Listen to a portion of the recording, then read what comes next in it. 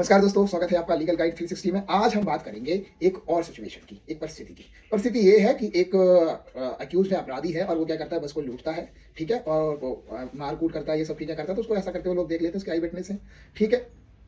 अब उनसे test identification कराया जाता है। टेस्ट आइडेंटिफिकेशन परेड क्या होता है मैं आपको बता दूं। 54A जो सीआरपीसी है उसमें डिफाइन है, और इनडायरेक्टली हम ये भी कह सकते हैं कि जो भारतीय साक्ष्य अधिनियम है वो भी इसको कवर करता है कि रेलिवेंसी है या नहीं, इसकी बात करता है। तो इनडायरेक्टली वहां भी कवर होता है, ठीक है।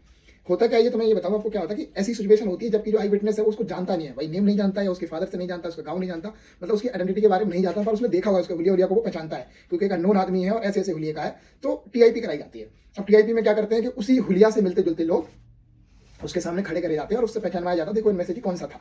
तो जो विटनेस है वो पहचान के बताता कि देखो ये उस दिन जिसने ये लूट करी थी, जिसने ये हत्या करी थी, जो रेप कर रहा था उस दिन वो ये व्यक्ति था, फलाना फलाना व्यक्ति था। तो ये तो होता है टीआईपी। और टीआईपी मैं बताऊं वो विटनेस करता है जिसने ये तो ऑफेंस करने से पहले उसे देखा हो, बाद में देखा हो, या ऑफेंस के टाइम ही देखा हो। मतलब सिचुएशन ऐसी है कि उसने व्यक्ति को ऑफेंस करते देखा, या वो ऑफेंस जब करने जा रहा था तब देखा, या बाद में देखा। तो वही व्यक्ति उलिया बताएगा जिसने देखा होगा, पर वो किसी तरीके से डायरेक्टली आइडेंटिटी को नहीं जानता है। जो जानता है वहाँ टीआईपी की जरूरत ही नहीं है, ठीक है। तो ये तो था टीआईपी। तो अब इस केस में जिसने देखा है उनसे टीआईपी कराई जाती है और वो प्रोसेस पूरा होता है और उससे टीआईपी कराई जाती है विटनेस से।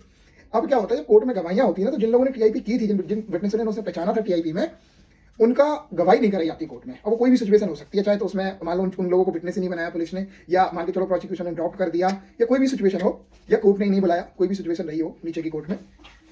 अब क्वेश्चन ये उठता है कि अगर ऐसी सिचुएशन है तो इसका जो बेनिफिट है, इसका जो फायदा है वो किसको मिलेगा, प्रोसिक्यूशन को मिलेगा या अक्यूज को मिलेगा। ये है आपके सामने सिचुएशन। तो इसका आंसर है कि इसका बेनिफिट अक्यूज को मिलेगा, यानी हमारा जो अपराधी है जिसके ऊपर ऐसे एलिगेशंस हैं तो उसको मिलेगा, और वो इस ग्राउंड पे बरी भी किया जा सकता है। और बरी किया है सुप्रीम कोर्ट ने। एक जजमेंट है Vinod alias Nasmulla versus state of Chhattisgarh, supreme court recently judgment है।